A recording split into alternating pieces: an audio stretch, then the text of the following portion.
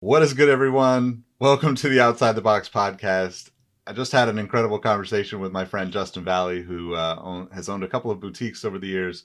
Um, and as you can see from the thumbnail, if you're watching this on YouTube, he showed up in a Kanye graduation bear, full on like pro level costume.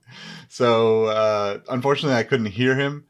Otherwise, we probably would have done more of the interview. So we don't have any clips of him in the costume, but as you can see, it's pretty entertaining. So I'm still having a laugh, a couple hours after we recorded. So um, anyway, this conversation was really incredible, and I think the best part about it is Justin is he's just one of the most interesting people I know. He has an incredible experience as a military veteran, as a entrepreneur, as a his life in corporate America. Like, there's just a lot of things that shape how he approaches running a business, and more specifically how it shapes his interest in sneakers and streetwear and all the things around it. But we also got to talk about the Robinhood and Gamestop stock exchange, kind of chaos that's been going on the last couple of weeks.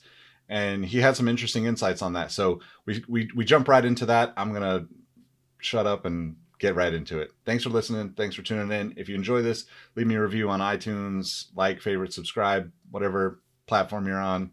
I just appreciate you guys. Hey, what's good, everyone? Welcome back to the Outside the Box podcast. My name is Nick Engvall. This podcast is all about kind of getting a little more insight into the sneaker world, giving you opportunity to think a little bit differently, learn about the career paths, the opportunities that exist that don't always get talked about, and maybe provide some insight into like navigating those areas a little bit better. So on today's episode, I have my good friend Justin on with me. Justin is a longtime veteran in the sneaker game and has had multiple shops now. But I'm gonna just let me just toss it to you, man. How you been? How's life treating you? Good. What's good? What's good? How you been? I've been trying to stay safe in the pandemic, man. It's dangerous out here. Well, Seriously. actually, in the words of Meek Mill, it's a pandemic, man. We just trying to get money out here, man. It's a pandemic, and we're not even worried about the pandemic. I know we holding the line on GameStop. Actually, I'm not holding the line on GameStop. Like, I'm gonna leave GameStop alone. That's Man, not for me. that was the That's whole not for the faint at heart. yeah, it was the whole thing. Although I gotta say, like, I'm pretty disappointed in Robinhood, man. Like, shutting it down. Like, I'm not in on any of those, but like I do use No, no, you Robinhood, gotta and no, hold on. I no I gotta longer stop you use there. Robinhood. No, I got to stop you there. You see, the problem with that is, let me give you a quick explanation on why they had to shut it down, right? Because what happens is, when you place that trade, right, Yeah, that transaction doesn't actually happen right then, right? Robinhood exactly. floats Yep, that money. yep. So what happened is they were like, "Yo, I don't know if I got this money." Think about it this way, right? It's like you trying to buy all the sneakers, right? You probably got some money in your account. You're trying to buy sneakers, right? And so the credit card company is like, okay, I'm gonna try to buy these sneakers for you and float you this money. But you keep trying to buy all these off whites, right? You're trying to buy the whole off white collection, and then they say, well, hold on, player. I don't know if you can get this whole off white collection because I ain't got enough money to drop for this whole off white collection. So that's what happened. Robinhood, they were like, Yeah. well, all these people doing all these trades, we might not have enough money to float for all this trades. So it was actually good that Robinhood did that, because if they didn't, they could have screwed a lot of people over, right? Yeah. Because I mean, think Yep. about it. If they didn't have the money to float and they went bankrupt, now everybody just lost all their money and they just write off all the money that people had in there. So it was a smart move on their part to do it. It just came in a bad time, right? It was just a bad time. And Yeah, for I mean, I sure. just read that they got all this funding, right? All this funding for to be able to float more trades, right? So Yep. it was smart on their part, right? And I mean, you got to remember, billions of people were doing trades. People were taking their small little money and just buying trades like crazy, and Yeah. so I it sucks because it came at a terrible time, but it was good for Robinhood and for most people who are trying to trade. But yeah, I Well, do understand. I do get why it sucks, but it's really bad. yeah, I totally understand the logistics of it behind the scenes, right? I think my my initial reaction was like, come on, like you can't do this, right? And then understanding like, okay, well they literally are going to screw everybody if they mess this up. But the one thing that frustrated me the most was like, the day that all happened, Twitter being like just lit on fire with all this like, Robinhood, GameStop stuff. Um, the CEO went on to, CNBC or whatever it was, and basically like said that wasn't the reason that they stopped, that it was a multiple reasons. And I'm like, there's no way. In my mind, I'm thinking like exactly what you said. There's no way they had enough money to actually cover all this stuff if things Yeah, went bad, right? And like I would rather him just acknowledge that and be like, yo, like the world changed in an instant and we weren't prepared for it, so we had to hit the pause button. If he would have said that, I might have been like, okay, cool.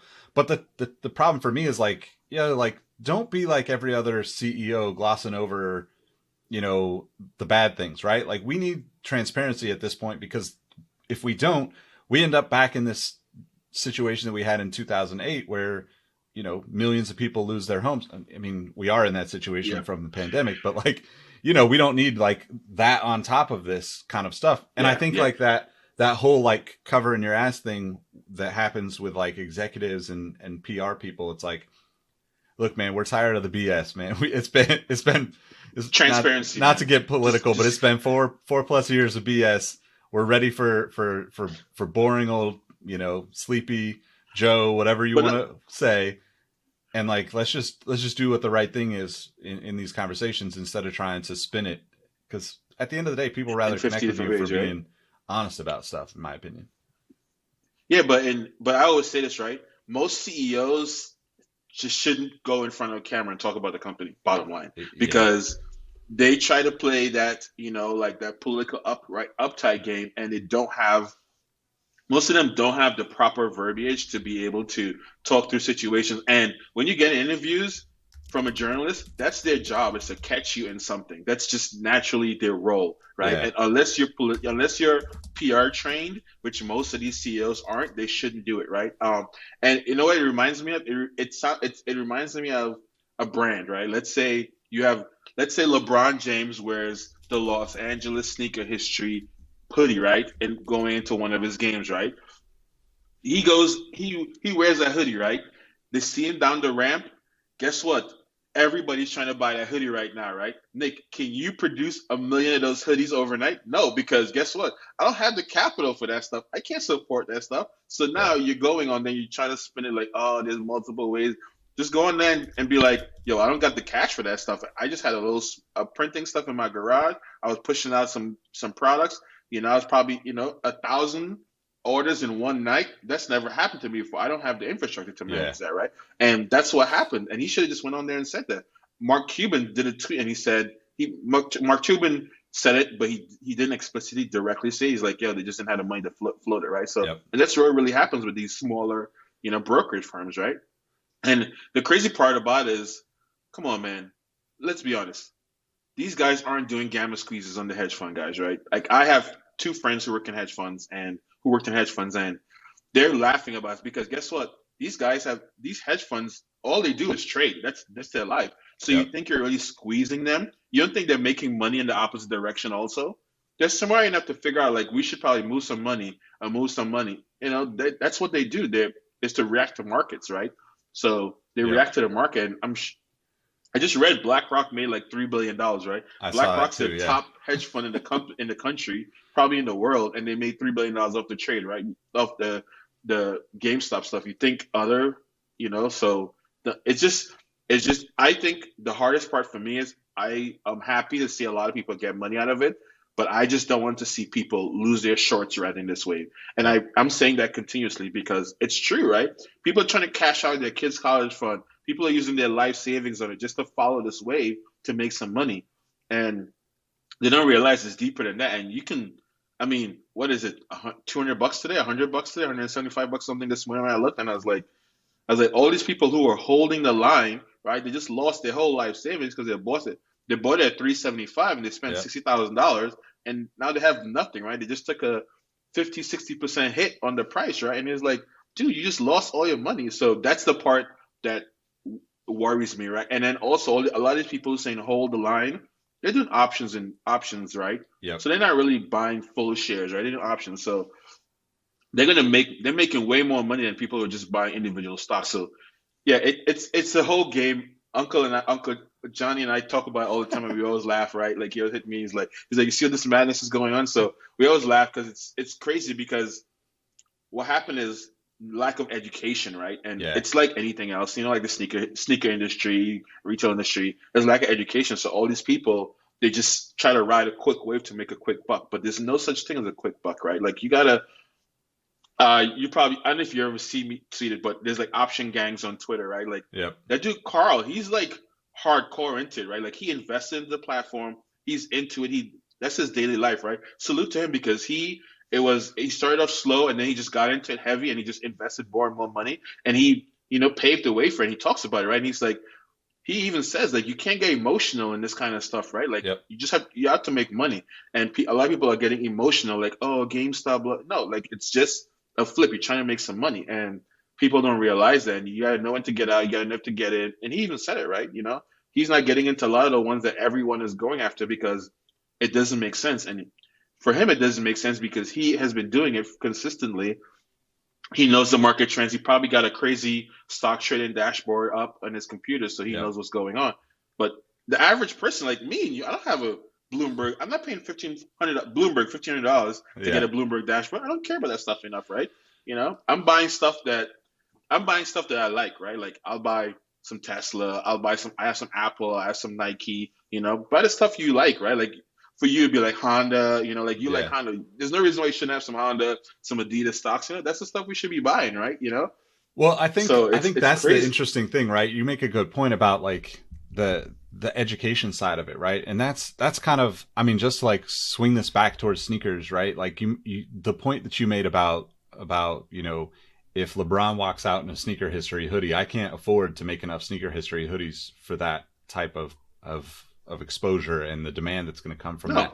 No, no It's going to way. be very short spiked too, right? You never know how long that will last. But like with your experience, like so just to give a little background, let's talk about like Soul Lab and Prospect, like two shops. What 10 years in now? Like Yeah, 10 years, 10 yeah. years, 10 So years, 2011. Yeah, so Soul Lab was it was in Oceanside. What do you do? Six years there, I think. 11 to yeah, 6 years, 11 to And then 15. 6 years, yeah, but roughly 6 years. Let's go with so 6 years, 5.5, 6 years, yeah. had a small boutique in Oceanside, North County, San Diego. Then took a little break, moved back into or moved to Prospect and did that in Pacific Beach for a year or two. And then Yeah. obviously the pandemic hits and now things are a bit different. But thinking about like that analogy that you mentioned, how do you approach the two things? How do you approach, you know, like buying product that's like super hyped like that, right? Because you've had some really successful stuff of your own brand with Prospect in the last few years. But then on the flip side of that, like talking about the emotional thing, right? Like I think one of the challenges for me, if I was in your shoes as a store owner who's doing the buying for the shop and making sure the product is there, is getting emotionally attached to the stuff that's coming down the line and just buying all the colors that I like. Can't do that. You absolutely cannot do that. And I might have told you the story before, but I remember 10 Deep. We had 10 Deep account in Soul Lab, and a lot of stuff 10 Deep had was like he collected. 10 Deep's a little different, right? And I mean, so I was super cautious on the stuff that I'd buy. I'd be like, damn, I would never wear something like this, right? Because I mean, I'm plain Jane. I mean, right now, if you 90% of the time are in a black tee, some blue jeans, and a pair of black sneakers or some random off weird color sneakers, right? I'm not trying to be flashy or anything, but Ten Deep was, is that brand, right? Like it teaches their own. And I remember they had some crazy stuff, man, and like crazy pattern. This has been cut and so was growing, getting bigger, and they had a they had a shirt, a button-down shirt. It was like maybe I want to say about $96, man. And I was like, dog, no one in Oceanside is buying a $96 shirt. And my rep was just pushing me. He's like, yo, try them, man. He's like, let's make a deal. Try these cut and sew pieces, and if nobody buys them, we can figure something out to get them back. I was like, all right, I'll try it. We bought. It was like I probably bought like I don't know, like 10 pieces of four different cut and sew shirts, right? I'm talking about $96 shirts, right? So if they don't sell, I'm eating that right because it's $100 shirt. Probably pay $50 for it. So that's $500 just in one style of a shirt, right? So I remember I bought it. Kendrick Lamar wore one of their shirt, 10 deep shirt. I can't remember the color or which shirt it was, but I remember Kendrick Lamar wore the shirt, and that sent those 10 deep shirts spiral and down, man. People came and just bought all the 10 of that particular shirt. They bought all 10 right away, like overnight. Like I don't know how people knew we had it, if it's from social media or something. When we got it, we posted it, but people bought all of those 10 deep shirts. And then we didn't have those shirts anymore because we only bought 10. And then all the other 10 deep cut and short shirts, people started buying them, right? And I'm talking about this is $100 button down short sleeve shirt, dog. Like you buying $100 button down short sleeve shirt, you gotta be. It's expensive, right? Like Yeah. I mean, come on, let's like guys. That's a bespoke, corporate office shirt, right? $100 is expensive button down shirt, right? I mean, Short sleeve. yeah, corporate employed Nick back in the day is hesitant to spend $100 on a polo that I really appreciate, like a polo button down shirt, right? And like you and I had that same appreciation for polo back in the day, right? But I'm not Yeah, spending a hundred it's a dollars. good shirt, right? I'm gonna find a like 45, 50, $60 version of it. Yeah, I mean, and so you buy a $96 10D button-down shirt. The problem with these shirts is it's not like you can wear them regularly, right? It's like you wear them once. You might wear them once on a hot day with a girl, right? Your first date to impress the girl. You might pull it out on a second time randomly, but you're not wearing it regularly, right? If I buy $100 bespoke long sleeve shirt for corporate, I'm probably wearing that every week at least, right? I'm wearing it Yeah. once a week at least, right? So but yeah, dude, all those shirts, man, gone, man. I maybe mean, girls maybe are it's coming just in to buy them for. because you and I aren't the types to be living in the club, and maybe we just didn't see it. Like maybe that was the move, Man, right? Every Friday in the same shirt downtown I don't San know, Diego. man. Yeah, probably right. That's probably what it is, right? Literally. Yeah, I remember girls are coming in and buying the shirts for their boyfriends. I'm talking about, it's like $96, right? And we were down the block from the high school. We're probably like, I remember we were like $3 down from the high school. Ocean Side High School is pretty prominent. I mean, Junior Seau went there. Rest in peace, Junior Seau. He went there. I mean, he was always up there. He lived down the block on the beach also, so you always see him walking by. Um, but the high school was prominent for football. Pretty big for football because Junior Seau went there. They had a few basketball people, and then track and field, some soccer players and stuff like that. But and it's a pretty, I would say, well-off school, right? So, but still, you're in high school, you buy a $96 button-down shirt in 2000, in 2012, 2013. That's an expensive shirt. I don't care what anybody says. Yep. That's an expensive shirt, right?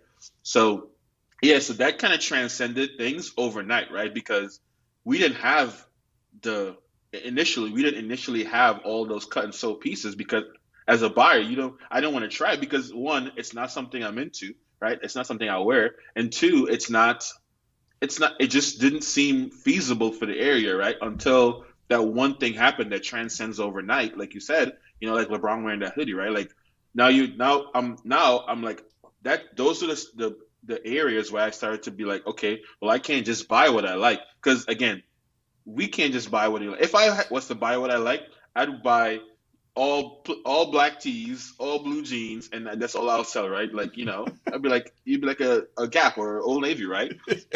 So you can't really do that. You really have to like think outside the box. And I remember I was trying to tell the kids, the guys who worked at the shop in Prospect, I was like, hey, you can't make product for yourself, right? That's not like well, I'm wrong. You can make product for yourself, but it's really tough, right? Because you might have eclectic taste. You have to make something that you would like that other people would like. That's kind of well rounded, right? And that's the kind of thing that I feel like really does well, right? Like if you look at ALD or Kith or Concepts, any one of those big retailers when they do their private label stuff, it's like it's stuff that you would see those guys would actually wear, but it's also stuff that the average consumer can wear, right? Because it's not too crazy, it's not too loud, right? Like I think about a lot of this stuff, and if you look, their offerings are pretty diverse, right? They don't sell strictly minimal stuff. They don't sell strictly over the top stuff. They kind of sell a little bit of everything, which they kind of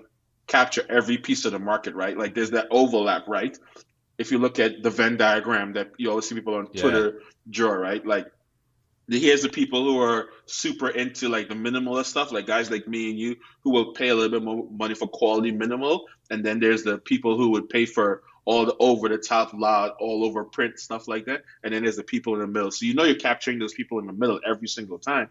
But then when you drop to minimal stuff, you have this whole crowd of people here who are going to be like, yeah, this minimal stuff I'm rushing to because it just has a small logo hit here, or it Yeah. has a small logo hit on the pen, something. But then the same thing with the loud stuff. Like, I mean, you see it in the subreddits all the time. Like, I'm in a bunch of streetwear subreddits and groups, right? And I see them, and you can see the disparity, right? Where they talk about, hey, I don't want to buy this. This stuff isn't for me because it's too loud, or this stuff isn't for me because it's too minimal, right? So, as a buyer, you have to really think about the entire community, right? And not just your direct community. Like, like you've helped us expand, like help me expand outside of just the local San Diego area to go bigger and beyond outside of it, right? So you have to think about those people, right? Like the kid in San Antonio who's gonna need it. The girl from Louisiana who just bought a pair of New Balances from us, or the kid from New York who's buying a Prospect pullover or something, right? Like you got to make sure it covers everyone, and somewhere else can still use it, right? Otherwise, you're just going to be stuck in that small little bubble, right? Yeah. It's So that's it's why you can't really just buy stuff that you like. It just doesn't work, right? yeah. I mean, it works for a small niche, right? Yeah. It's crazy too because like I mean I in one sense I'm kind of curious what you think about this, but I almost feel like we kind of live in this like pendulum of streetwear, right? Streetwear and sneakers, right? Where Yeah, like the trend goes from like, you know, I think of like you mentioned ALD, Kith, basics, and like everybody's wearing like this kind of, even like the you could take it to like Yeezy or Fear of God, right? It's very much like the same kind of tones, minimal branding. Like, I don't know why, but I think of like Perry Ellis back in the day, right? It was the yeah, one brand that yeah, you would never see a logo on it, but if you saw it, like if you knew what it was, they made really nice stuff, and but then like kind of like talking about like 10 deep, I think of like Crooks and Castles and, I mean, some of the other brands that were around like back 2012. I mean, like the Hundreds and Diamond Supply are kind of easy to name there too, but yeah, they're also like they're more I don't know, like I guess like more streetwear than like maybe like sort of high fashiony streetwear. And I'm wondering if yeah, like yeah, if we've been in this like we've been on that like kind of Kith basics, everybody doing some form of basics for a while, and I'm wondering if we're like getting to the point where we're going to swing back the other way and we'll see some of these upstart brands coming up, because I think there's like those two sides of it, but then there's also like guys like Geo that are doing stuff, which I got to get Geo on here and talk to him about some of the stuff that he's doing, but like more like almost like Off White is kind of the like full on mass produced version of what Geo does, yeah, right? It's like literally making it by hand, figuring it out, and doing things that are completely, they don't fit into this like big graphic stuff, they don't fit into like the basics, but it's really nice. And it's more, this is not to put it down, but it reminds me of like kindergarten construction paper and glue supply yeah, kind of yeah, putting things yeah. together. And people like I that agree. raw element, right? Like it's a very like it's a really really popular thing, and it's popular beyond like apparel and sneakers and stuff, right? It's popular in the creative space with like Tom Sachs, Casey Neistat, all these people that do these like have these massive YouTube audiences, that part of their storytelling just becomes a part of that process of literally cutting up the paper or drawing out whatever. And it's like we're kind of in this weird place where like that's been really really popular for a few years. So I'm wondering which direction it goes from here, right? Because I think like you know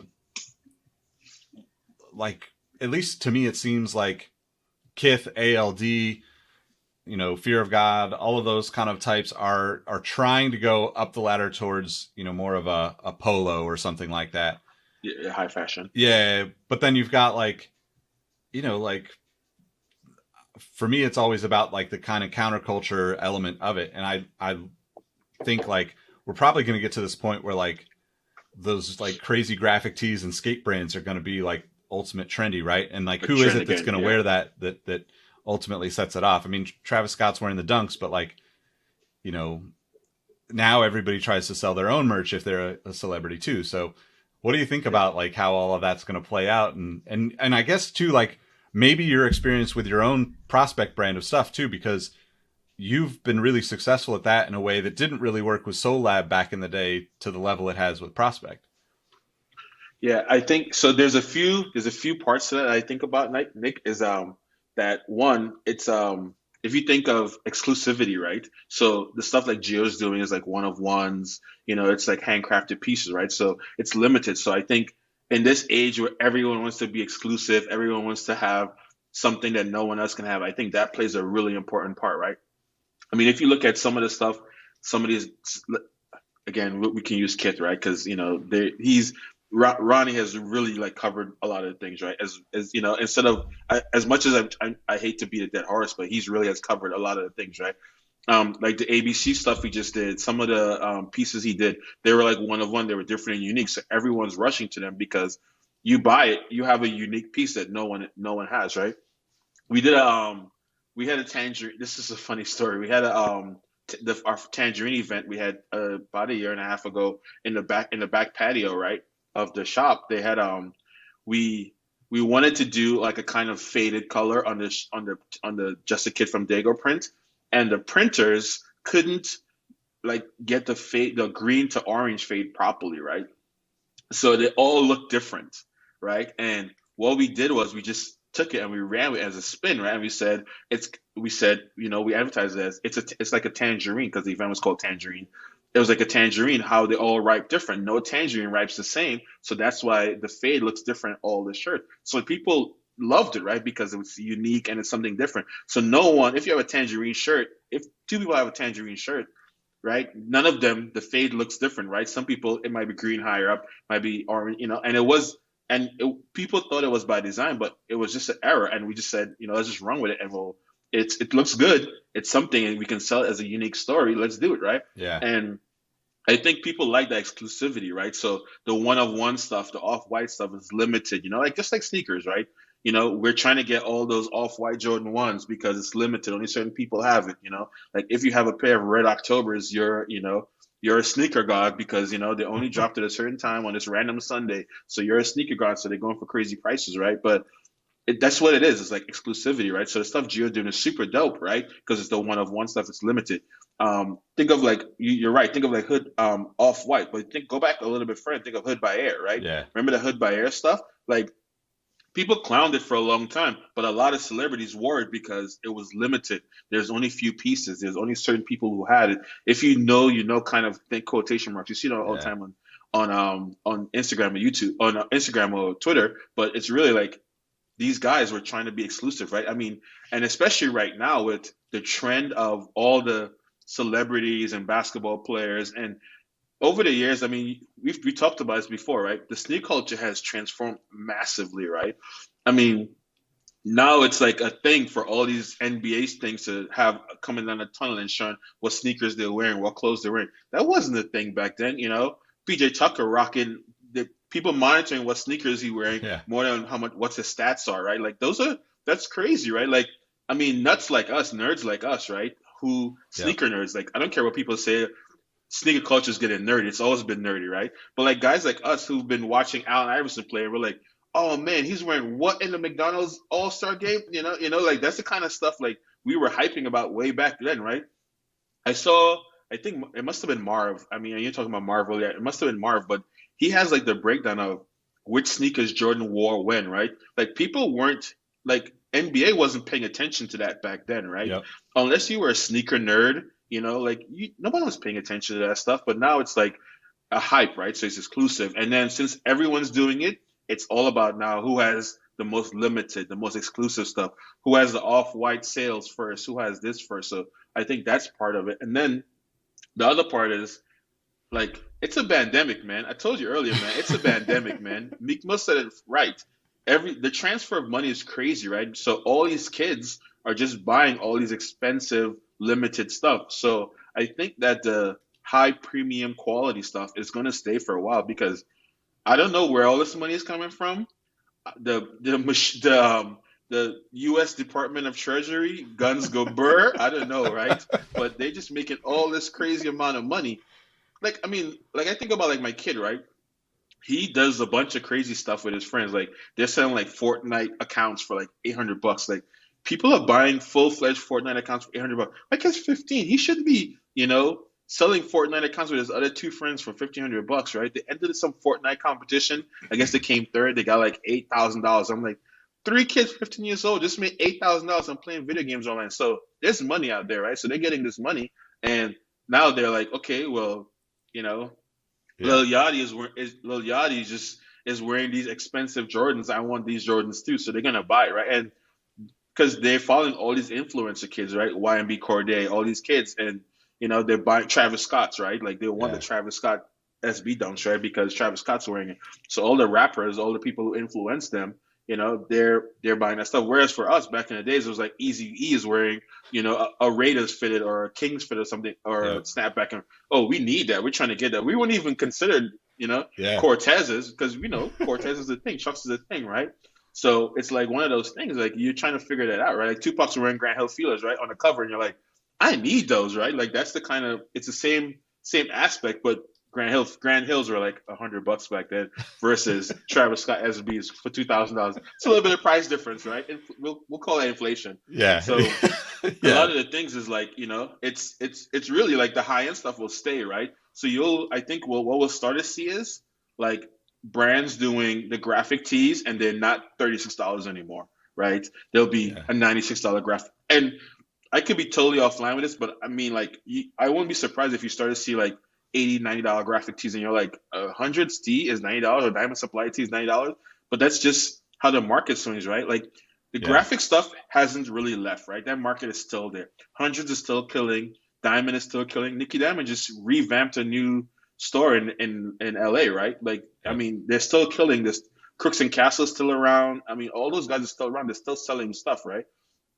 Is it as prominent now? Probably it probably still is. We just don't know because we're not in that space as much anymore. But I think the graphic tee is still there. It's just you'll start to see it as it gets more expensive and a little bit more limited, which is tough to make any profit of graphics tees with Yeah. it being limited, right? Because I mean, I can tell you if I make 36 just a kid from Dago shirts, it's probably not as profitable as obviously, lower numbers that if I make 60, 64 of those tees, right? Because Yeah. 72 of those tees, because you'll make the profit just scales exponentially the more you make the volume and all that stuff, right? So selling, unless you have your own production, and even if you have your own production, by the time you do labor, the ink, the blanks and all that stuff, it probably doesn't make sense to make 24 of a graphic tee, right?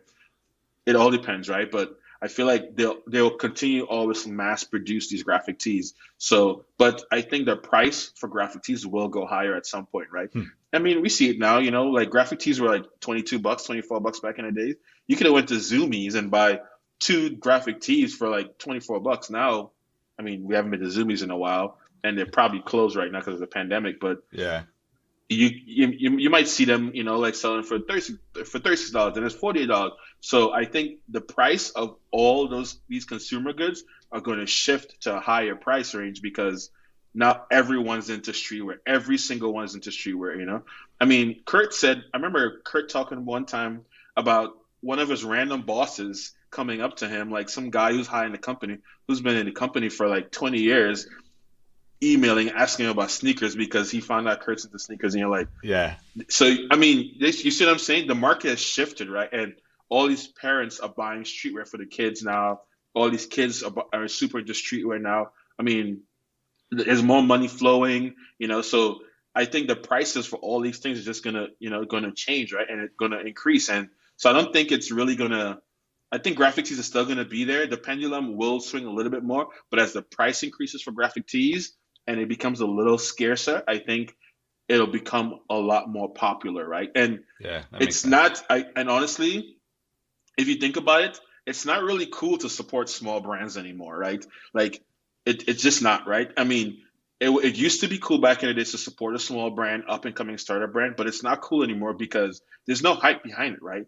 Like like we said earlier, if LeBron wears that Los Angeles sneaker history hoodie coming down the tunnel, you might get a spike for 1,000 units in that one order of that same hoodie, right? But that might taper off because if you think about it right now, rest in peace, Nipsey Hussle. How many people are buying marathon clothing stuff right now, right? It was a hype because everyone wanted to support it, but no one's probably. I mean, I bought marathon clothing stuff before. Johnny and I talk Yeah, about it, me right? too. Like I remember when I first heard, I was like, "Oh, you got a store? I got to go buy something, right? I got to buy something to support Nipsey Hussle." And then I remember trying to go on, to buy something else after he passed, rest in peace again, and I couldn't buy anything. And I'm like, okay, so I guess I have a gem, right? And Nipsey Hussle was on a crazy, they were on a crazy wave before, right? Because Yeah. their their tags had the QR codes, like you could download albums, like special release songs. You could see videos that you would never see online. Like it's hidden gems, and I'm a tech nerd, so I love that kind of stuff, right? And I remember, and I was like, man, this dude's onto something, right? So it's crazy to see that people you get this spike and then it just dies down because it's just a hype thing, it's a wave thing. So I'd be curious to see what their numbers are, right? I mean, I know they had a partnership with Puma, so that probably pushed things a little bit along the way, but they probably haven't seen that influx since he passed, right? Because that's just how the wave goes, right? So it's just you know, Yeah, I think there's an interesting piece to that too, where uh, like I just searched real quick on Twitter, but I was tweeting about Nipsey Hussle in 2009, right? Most people weren't listening to Nipsey Hussle that long ago, no, and no, I bought marathon stuff. I don't know when I bought it, but as soon as it was available, right? I bought that stuff because to me one I mean he was the closest to Tupac on the level of inspiring change in my mind and rapping about things. We talk about it a lot with the lyrics that obviously the music is a draw, but speaking truth within those lyrics that gets people to think a little bit differently is always a draw. And I wonder how obviously he chose to do it a little bit differently, which is kind of interesting too, because the marathon and all of that stuff being his own stuff and never up until the Puma stuff, right? He really stayed out of being, quote, mainstream with the collaborations and stuff. And I'm sure he had plenty of opportunities because, everybody that gets any kind of shine, somebody comes along and says, "Oh, we should do something," or, "Here's this money, just, yeah, co-sign us." But so thinking about that, with being a store owner and doing the purchasing, planning out the product lines, all of those things that you do as an entrepreneur, how do you kind of balance hey, this is you mentioned the Just a Kid from Dago, 36 pieces. How do you balance knowing that some of this stuff is going to be limited and it's going to have some hype and it's going to create that scarcity creates demand versus also having stuff available both in store, online, and just kind of being in this position where you haven't carried a major Nike, Adidas, Reebok, Vans, Jordan brand. You haven't carried those top tier brands, but you've still had, I would say, a decent amount of success with the shop selling a lot of things that I think are curated, and maybe you don't think of it this way, but you've kind of curated a lot of things that resonate with the things that you like, right? You're into yeah, yeah, sneakers that aren't necessarily the norm, right? And in a way that's like you said, sneaker nerds, right? You and I could talk about New Balance numbering systems in a way that I probably couldn't talk to most people about that, right?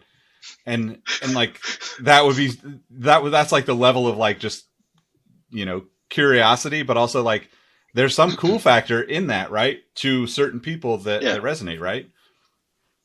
yeah. I mean, I think that so funny you said about the New Balance numbering situation system because I remember we had a conversation. I'm pretty sure it's me, you, and Kurt about the Adidas torsion bar. We had this long, it was like an all day group chat conversation. We were just talking about Adidas torsion, and I remember someone's like, "You guys are sick. Why you guys talk about Adidas torsion all day?" I was like, "Cause you gotta appreciate technology, because it's like." It was advanced technology at the time, right? It was just super random thought that just came to my head. Half the sneaker people out there probably don't even understand Adidas torsion, right? They think Adidas has been in Boost all their life, right? But if you really go back and look at Adidas torsion, it was way ahead of its time, right? Um, but yeah, I think for me, you said it before, is like I know you always tell me this. You always say you got to sell your story, right? I'm a super reserved person. I try to keep, my life personal. And you always say like you should sell your story. Like it's unique, it's different. People resonate with selling a story, right? Like that's just how it is. Um, and I think for me, I've always tried to be a little bit neutral and be a little bit forward in the stuff that I curate or buy, right? I hate the word curate, by the way, just so you know. But I think people overuse it and they use it they use it inaccurately. So, but yeah, the stuff that I buy and look at, I mean, it takes me a while, right? I mean, you've seen these books that they send. It's like 50, 60 pages of sneakers, and then you have to figure out. I mean, it's hard because you're buying sneakers for a year away, right? Like, they sent me New Balance stuff and Saucony stuff and Asics stuff for spring of next year. I'm like, dude, I don't even know what's going on in the world today, right? Yeah. So one, you have to figure out what stuff you're gonna buy a year from now, right? Trends could totally change from a year from now, right? Like you can buy all these New Balance and somebody could be like, New Balance is the worst sneaker in the world, and it's not, but no one's gonna buy New Balance anymore next year, right? So again, you're taking a gamble, right? That's one thing. Unless it's like a hype sneaker with like some major retailer, like then yeah, it's probably gonna sell because you got those hype beasts out there who are gonna buy the hype sneakers regardless, right? So it's really for me, it kind of boils down to trying to figure out what I would wear and then think of the stuff I wouldn't wear. And then I try to get the stuff that again, Venn diagram that sits in the middle, right? Like there are some eclectic stuff that I'll be like, yeah, I can pull that off. Yeah, I can wear that. Yeah, those sneakers. Maybe if I don't tie my laces, maybe if I tie the laces this time, it might, and drop the jeans right, it might look good, right? So you kind of have to look at that. And then I also have to look at, like, the people. I mean, I work in corporate, right? Also, so the people who I work with who would the stuff they would wear, right? Like the guys I work with, they're not really trying to buy, a Pata 990 or Pata 991. They don't care about, that beautiful material or the pigskin suede. They don't care about none of that stuff. They Yeah. just want a basic sneaker that they can get to, right? And I told you this in PB. Our number one selling sneaker was a 997H all black because there were a lot of bars and a lot of restaurants. So what they have to wear, all the cooks, they have to wear black sneakers and they want something comfortable. So we probably sold like 150 pairs of 997Hs, right? And they're $70 sneaker, right? But I would have never thought that. I remember when they first started selling, I was like, this is a trend. So I just bought more and then it just kept selling, right? Because it's one of those things. And honestly, I bought those sneakers because I'm like, I would wear all black sneakers and they're comfortable. This is a cheap pair of sneakers that somebody can buy. So the part that really gets tough is buying the eclectic stuff, like the wild colors, the crazy Yeah. color stuff.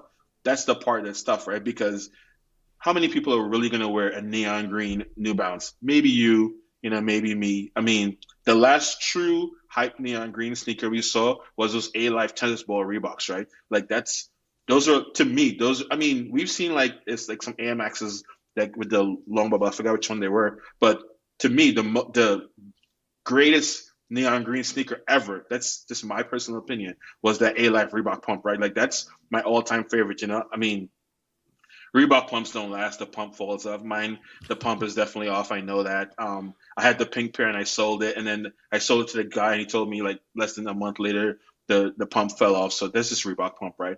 But those neon sneakers, tennis ball sneakers, were probably the hottest tennis ball sneakers. Not every. How many people you seen wearing those, right?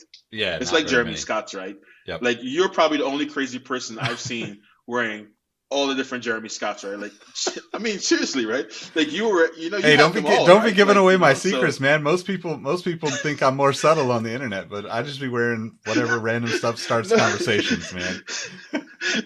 Yeah, but you know what I'm saying, right? Like it's one of those things where there's like a few people who are going to wear those, right? So I mean, and some of the sneakers, and honestly, when you see it in the catalog or when you see the images, you're like, yeah, no one's gonna wear this. But when you see it, the sample in person, you're like, wow, this sneakers is amazing, right? And I mean, my New Balance rep, I used to always tell him, he would send me the catalogs, and I was like, I need to see this sneakers in person. He's like, yeah, I'll bring that.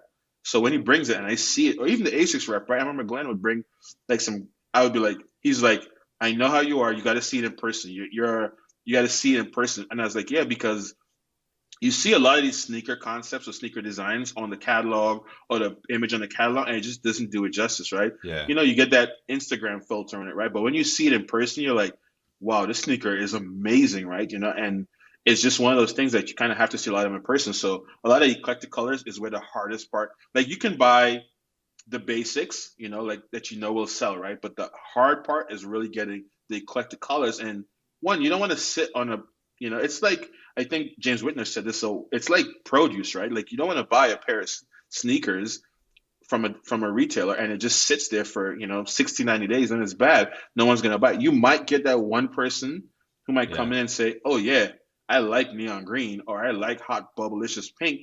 I'm gonna buy it, right? Oh, I like guava green or whatever colors they come up with these days.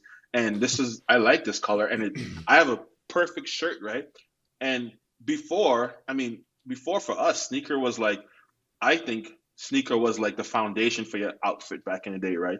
Like, I mean, we talk about, just like getting braces, right? Like you had your braces rubber band matching your sneakers, right? Like yeah, that was yeah, part of your outfit, right? It was a curated part of that, right? Whereas any sneaker you get, you can pull it off, right? Yeah, you want some hype stuff, but you can get any sneaker and make it look good. Whereas now it's more of the hype stuff. So people aren't really buying sneakers to kind of form the outfit, right? They're just going for hype to form an outfit. So it's tough to buy those eclectic stuff because people aren't really checking for that anymore. They're checking more for the hype stuff, right? And again, I go back to sneaker nerds, real sneaker nerds, you, Robbie, Mikey, all those guys, like from the Sneaker History podcast. I mean, you guys talk about the sneakers, right? Like you guys talk about crazy sneakers that I completely forgot about, right? Um, and those guys, and you were like, yeah, I'm gonna buy the sneaker because I genuinely love sneaker and I can pull the sneaker off, not because it's a hype sneaker, right? You might buy it from some retailer from us from Prospect for 39.99, right? Because we have it on sale, and then next week we see you in the same sneaker and you're like, whoa, is that the same 39.99 sneaker? And it looks crazy, right? Because you have some crazy jacket you got from a thrift store, or you got a crazy sneaker history hoodie to match with it, the black and blue joint. That's what I'm saying, right? yeah. So it's not the same anymore, right? It's just not the same. I mean, I still have those Saucony shadows you bought me. How long? The red ones? When did you buy them from the place in LA? Years ago, right? At Yeah, least I don't even remember, five, six man. years ago. Oh no, And I still wear like them, right? I wear 15 them. years ago or something, right? It, Yeah, it was. it was It a was. long time Man, you ago. might be right, actually. Yeah, it was. You might be right, actually. I mean, and I still have them, and they're still. And most people would probably be like, "I would never buy that sneaker." People would. I mean, people would be like, "Why are you wearing that sneaker?" Right? And then they'd be like, and I would. The average consumer today would never buy something like that, right? Because Kanye's not promoting it, Yeah, LeBron's not wearing it, PJ Tucker's not wearing it, Travis Scott's not wearing it, And I'm gonna be honest to you, most of those sneakers that are hype, they're terrible. I would never wear them. You know, it's yeah, just I mean, I know people won't say stuff like that. I mean, we yeah, talk about this all the time. And I've heard Brandon Dunn talk about it also. Like people aren't honest with sneakers, right? I Welch talks about also too is like they're just not honest about sneakers, right? They're not honest. They want to save this relationship, right? And if I don't like something, I'm okay saying I don't like it, right? Like you should be my friend enough to be like, okay, well, that's you don't like it, it's not for you. It's everything's not for you. Some of these hype sneakers are terrible, yeah, and I know a lot of sneaker designers getting their feelings about it, or these sneaker collaborators, but they're terrible. Like I would not wear them. It's not for me. It's not something I like. So my opinion, it's not a good. It's not good. They can Well, get up. People can get upset at me all they want, but it's the truth. for sure, but I think that's like an important thing for people to remember, right? Like if every sneaker that was meant for you, you'd have, more sneakers than me, and that's a terrible thing, right? Like if every It's just sneaker is meant for you, absolute you terrible thing. you literally have like hundreds of thousands of sneakers. But so you made a good point about like kind of the way that the outfit used to kind of be sneaker first, and obviously now we kind of live in this time where everything is talked about to the level of sneakers where, you know I don't know, 5-10 years ago you didn't have, you might have a few people where it's like, oh, what hoodie is LeBron wearing, what hoodie is, whomever wearing.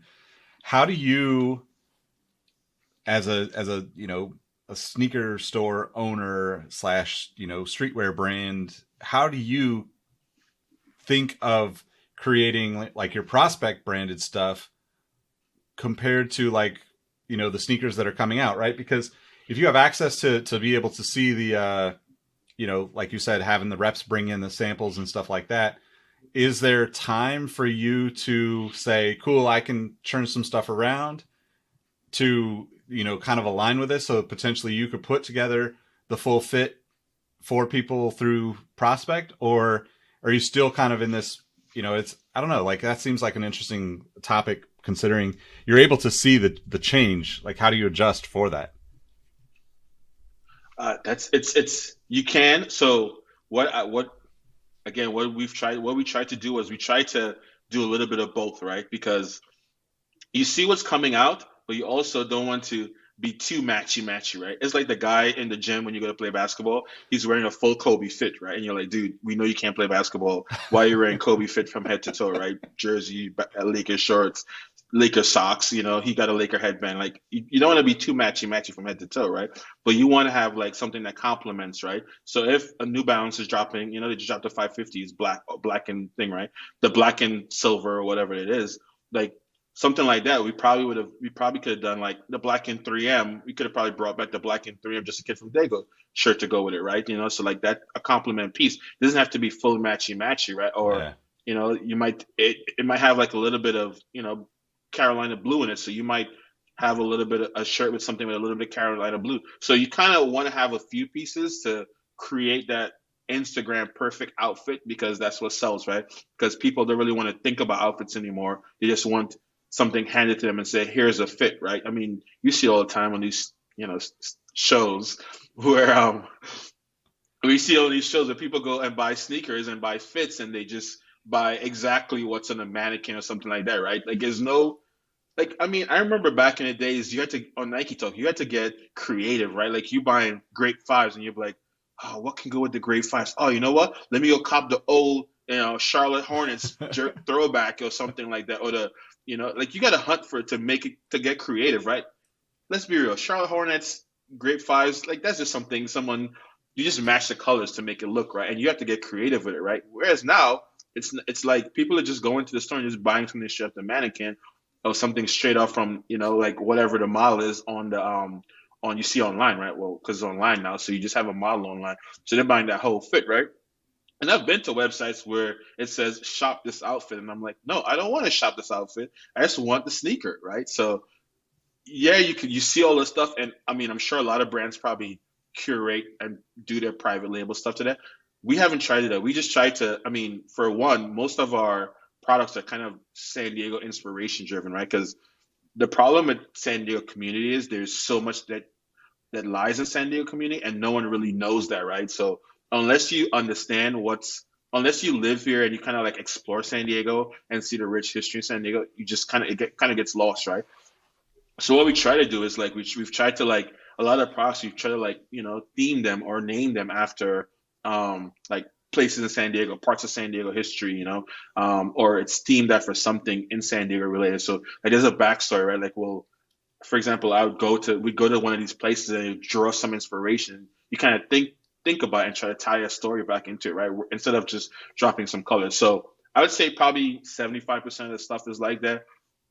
The other stuff is just kind of like the other stuff is just kind of the other stuff is just kind of like, hey, maybe we can figure something out to matchy with these sneakers that are dropping. But for the most part, we try to do most stuff that are related to San Diego in some way, shape, or form, right?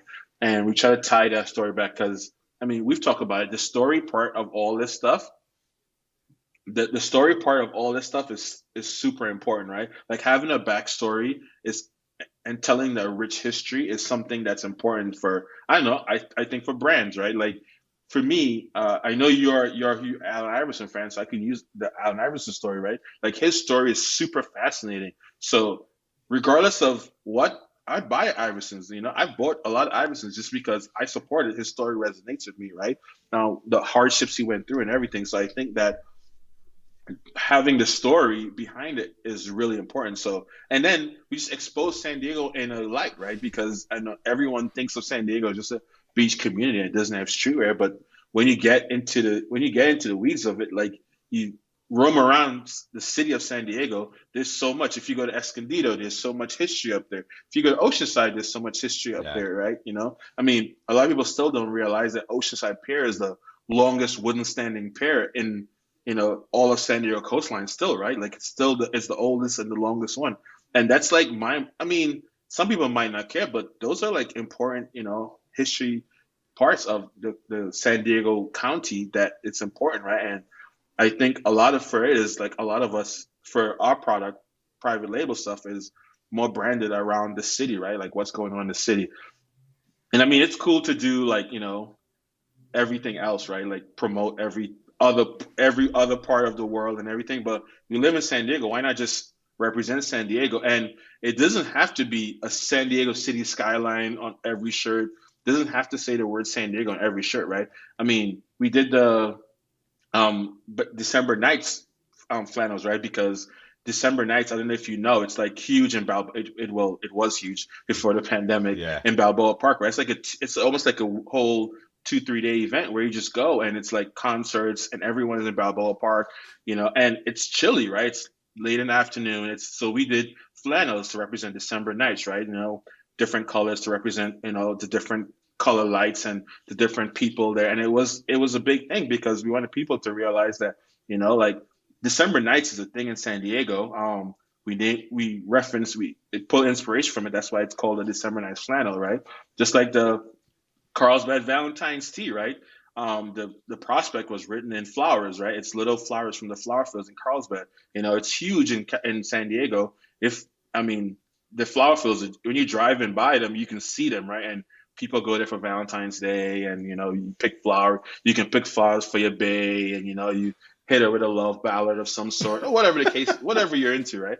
But it's like huge, right? Like, and that's like that's what I'm saying. So if you've never been to San Diego and you wonder about the Carlsbad flower fields. Now the tea is named after it, so you can be like, oh, let me go peek this. Let me go check this one next time I'm going to in California. Because I feel like everyone comes to San Diego and they go to the zoo, SeaWorld, Legoland, and what and Beach. the Wild Animal Park, right? That's what they know, right? But there's so much more to San Diego, right? Yeah. And there's so many hidden gems, right? Like we're dropping the Presidio pack, right? Like Presidio Park, right? It's a little park that it used to be. It was a fort. It's a fort and a mission that was for settlers, right? The settlers, when they came to San Diego, They built this fort and the mission to protect the people, so that way, when they were getting attacked, they had this fort. It's like all that little stuff is just built in San Diego. So you kind of have to draw the inspiration. I think it's like a mix of trying to not be matchy and trying to, still sell the city and drawing some inspiration from the city, right? Like to me, it's super important to make sure that the city is represented in our products, right? Yeah, definitely. I mean, and that's something like I guess like I've always admired about the way you do it because there's so much nuance to the products that you're making that people don't really get to see unless they understand and get to like read the story on the site or whatever or social. But I guess like going back to like your journey with all this streetwear stuff, one like you spent many years in the service. Salute, thank you. I get to do this shit because of people like you. But also like like that experience probably, getting to travel around the world, I assume shaped the way you like create products, look at products, but also the way you probably look at San Diego and look a little bit closer at things than, most people that are just like sitting in traffic, let me get home and turn on the TV and be done Yeah. with it kind of. So how Yeah, do I you relate mean, that, through like the products that you're making? it's crazy because I mean, I remember going to Japan. We were in Japan, and we were you when you're in Japan, you have like short liberty, right? Like they probably give you a few hours liberty, right? So everyone's trying to go to the bars and get drunk, or trying to go hook up with some chick somewhere or something, right? Me and others, we're going for sneakers, right? Because we're sneaker nerds, so we're going out. We're trying to. And remember, there's no real internet back then, right? So all you're seeing is from like old magazines, Soul Collector magazines, probably back in the day, or like random, you know, just kind of stuff that you heard from someone else you knew from New York, who parents traveled to New York or something, right? And then all this information combined, and you're just hunting, right? And you can't speak. I can't speak Japanese. I don't know. I don't know how to speak Japanese, but English was a little bit, a common language across the world, right? So you would be like able to ask, you'd see some guy with some Nikes, and you'd be like, "Yo, where'd you get those? Where can I go buy?" So you want to hit all these Japanese spots, right? And this is before, you know, really sneaker became super mainstream, right? Like it was a little mainstream, it was like a little underground, but like buying the CO.JPs, all those things back in the day. And you'd go overseas and you'd go, and I was like 12, 13. So, and most Japanese people have smaller feet. So you'd go into these places and there'd be like walls of sneakers as just 12 and 13s. And you'd be like, yeah, let me see what I can get. But you also got to remember you're traveling with the military, so you have limited space. So you could probably get one, maybe two pairs. I remember when I was there, the Bread 11s came out, right, in Japan. It came out in Japan first before it came out in the US. I remember buying three pairs. So a girl I was dating at the time, she wore a size 6, I believe. So I bought a pair for her and I bought two 12s for myself. And I mean, we were fighting to get them because it was early over there, right? And we were getting them months early. And I remember I was a boot in the military, right? I spent my whole paycheck buying three pairs of Jordan 11s, Bread Jordan 11s, And so I remember she's having it in New York, right? Early, and then me having these two pairs, and I'm like, okay, well, she has it early in New York, but I'm in Japan with everybody else, and guess what? Everybody else has it, right? So, and then you kind of meet people and you start to talk to people, and you realize, like, like damn, Japan's a dope culture, and you kind of get some influence on their style and how they do things, right? Even going to places like Guam, or when you're in Europe, right? When you're in Europe, you see, it's complete. The style is a lot different than it is in the US, right? Like they're more like form fitting stuff. They've always been to like more form fitting, kind of clean wear. Where we hip hop took over, and we were in super and baggy jeans. At some point everyone was wearing, except me. I'm pretty sure I wasn't wearing Junko jeans. I'm still waiting for them to come back. It's gonna come back. Junko jeans is gonna make a comeback, and they were expensive too when they were out, right? So I mean that was a trend. So, but most Europeans, I mean, I've kind of gravitated to the runners, right? Like Jordans are cool, but I've always gravitated to the runners look, right? So for me, like that's always been like something that when I buy products for, or when we make products, is like, how is this going to look with some runners, right? Whether it's an Air Max One, whether it's a 577 or a 576, or 574, like, or some Saucony Shadows, or just some whatever, right? Or some DMXs from Reebok, or whatever the case may be. Is like, how is this going to look with some runners, right? Because I've always been into retro runners, right? And Jordans are cool, high tops are cool, and it's a thing, right? Everyone's into it, but retro runners I've kind of gravitated more to over the years. So most of the product, I've kind of always, just from seeing different people across the world, weird, right? Because in Japan, yeah, they love Jordans, but they also wear a lot of runners, right? You think of like the Atmos Air Max ones, in Europe, runners are a big thing, right? If you notice, most of the sneakers, Pata, and those European brands that have ever done are like mainly more retro runners, right? So they've kind of focused, because that's a big trend over there, right? It's only in the U.S. where I think most of the Jordans are probably sell, right? I'm sure it's kind of transcended more now, because I think I read that China, they sell a lot of LeBrons, and those high top basketball shoes, right? But for the most part, retro runners have always been my thing. So I mean, you know that. So it's kind of one of those things where that's kind of always been kind of like a core inspiration for me also is like how will this look if I wear some sweats and some runners, or if I wear some jeans and some runners, or can I wear some dress, can I wear a suit with some retro with some Air Max ones and a tie and still pull it off, right? But that's the kind of, I think that's how over the years going to all these different countries, have kind of influenced me because I've seen that you can pretty much do retro runners with almost in every style, right? I mean, you think Japan, you think Europe, you think the US, even in the Caribbean, right? In the Caribbean, they wear, it's kind of changed now because it's more West driven. So you'll see a lot of Jordans and stuff, but in the Caribbean, it was more like soccer was a big thing in it, football, they call it in the Caribbean, but football was a big thing in the Caribbean. So, Umbros were big, Yeah. Adidas Sambas were big. You hardly saw any Nike stuff. If you had Nike soccer shoes, you were well off, right? But so you'd see a lot of Umbros was a big thing. Pumas were a big thing. Adidas Sambas were a big thing. So like those were, I mean, I still have a pair of Umbros that's probably, I mean, I've been in the US for 20 something years. I still have them, right? Like, I mean, they're trash, but I never got rid of them because that's the shoe I wore. Yep. And when I came up to the US, right? And I just kept them, right? But it's one of those things where those are the shoes those are the kind of trends over the years, right? Not the big, bulky, like I don't know, over the top, high top sneakers that people wear, like Balenciagas.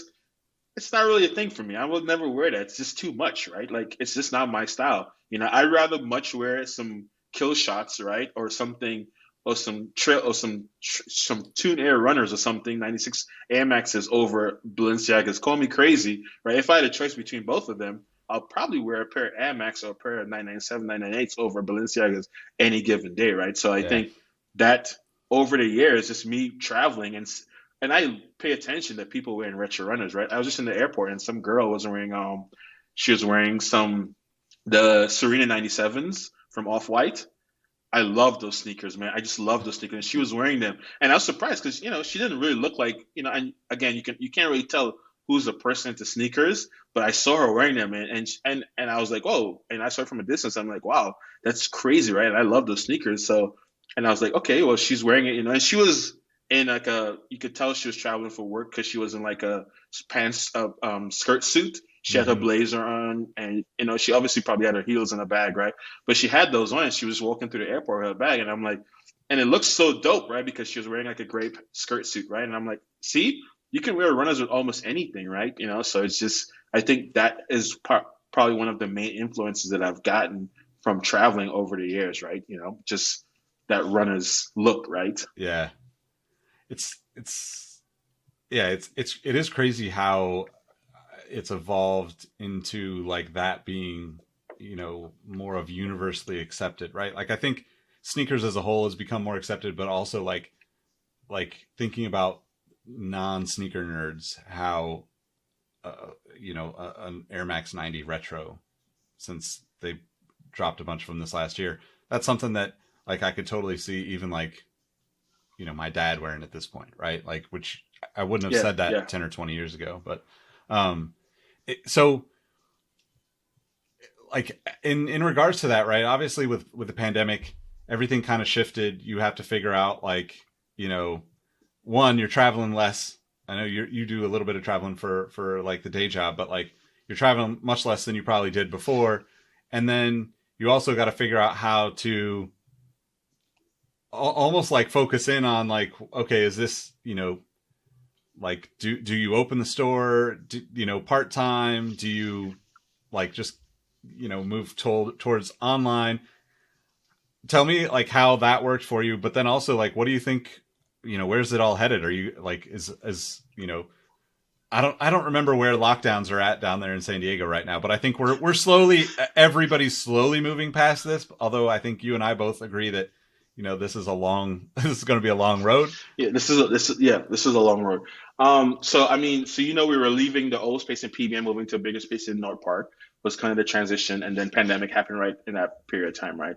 Luckily, the owner was super cool, old Marine vet. He just said, he's like, yo, I completely understand what's going on. I don't want you guys to come in here and be locked down and just pay me a bunch of money, right? and I applaud him for that super chill. I still talk to him. We still kind of go back and back once a month at least. So I think the hardest part for most smaller retailers, including ourselves, is how most of our sales wasn't really generated online, right? It's more of people who go into boutiques. I mean, people who go into boutiques, consignment shops, they're going in for an experience, right? Like, I mean, again, we can talk about the kits, we can talk about the ALD stuff, right? Like, people who are going into those places are going for an experience, right? If you go into Foot Locker, you're not going for an experience, right? Because Foot Locker is Foot Locker, right? But when you go into smaller boutiques, retail spaces, like you're trying to go in for experience, right? Experience, you're going in for some sort of conversation, you're going in for something different, right? That you would get at a Foot Locker or Finish Line or whatever the case may be. So I think it's going to be really tough to sell that experience online because a website's a website, right? Yeah, you can make it faster. Yeah, you can make it prettier, but a website's a website, right? What different differs in the retail experiences when you go into a store, you run into somebody like, say, a Nick, right, who knows sneakers, right? He's wearing some crazy Reebok questions that you've never seen in your life, right? And it just draws your attention. It's from McDonald's All Star, whatever the case may be. It's a PE, I know like it's something crazy, right? And that's that conversation, right? And the crazy part is, which is the part that's crazier, sorry, is that in San Diego there's a lot of tourists, right? So people come here, like a dude is coming here with his girl, right? He's into sneakers. He's seeking out those small boutiques, right, to shop at, right? So he wants to go in there and chop it up with the guy in there, see what he has on his foot, right? So he can, like do something for the gram, right? Flick it up for the gram, right? And that experience is not there anymore. So it's going to be really tough for most smaller retailer boutiques to just say, I'm just going to transcend online. Because let's be real, it's not that easy for a smaller. It's easier now in this day and age, but it's a red ocean market, right? Like there's a lot of sharks out there. There's a lot of people competing against it, right? So you're not really getting the unique experience, right? Unless you do like some crazy website where it's like a crazy virtual experience to shop, and and I'm sure somebody will, right? Like you put on some Halo lens and you can go in and you can shop and you can kind of be in the store experience, and that's probably where it's headed. But right now, retail shops, events, and that experience is what people look for, right? Like having that event, that in-store event, is kind of like, you know, what's important. I mean, I look back to the Soul Lab days, right? Like we had those art and sneaker stuff like once a month or whatever. And I mean, I remember one time, this is before we got an ASUS account, the rep was like, he didn't know if, people in San Diego was really into lifestyle ASICs. He didn't know. He lived in Carlsbad too, right? Older guy. Glenn's a great guy, loved him, love him.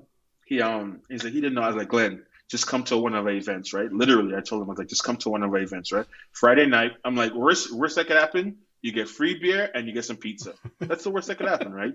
And you get to talk to me. That's the worst three things that could happen, right? He came out.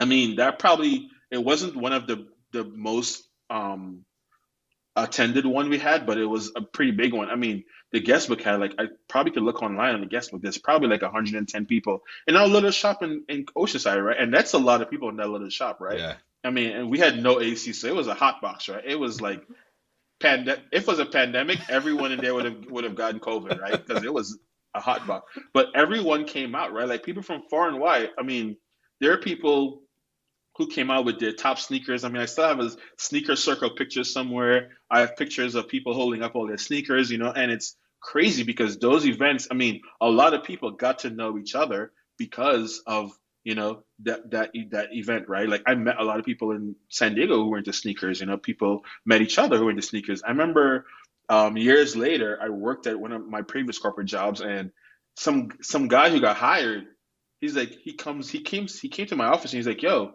you own Soul Lab, right? I was like, yeah. I was like, you don't remember me? He's like, nah. He's like, yo, I was at one of your art show stuff.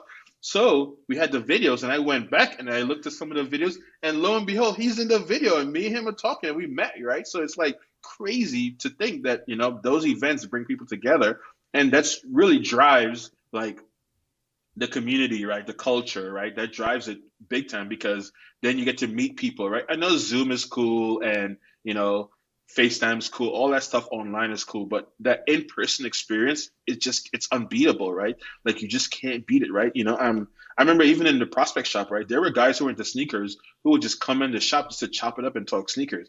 It'd be a Saturday. This guy should probably be out with his girl, you know. I mean, he probably got out of the house to be away from his girl, right? Or whatever the case may be. But he would come into the shop and just talk sneakers, right? Like chop it up, right? Like there was one guy who worked at New Balance for a while, and he was doing sales now for medical stuff in San Diego. And he would come into the shop. He was still a New Balance fan, but he would come into the shop and just chop it up and talk sneakers with us, right? And it's like this is that community feel is not there anymore, right? Because the pandemic has, stopped that pretty much. So I think a lot of retail spaces will have to it will have to go back to in person in some magnitude. Events will have to come back in some magnitude, right?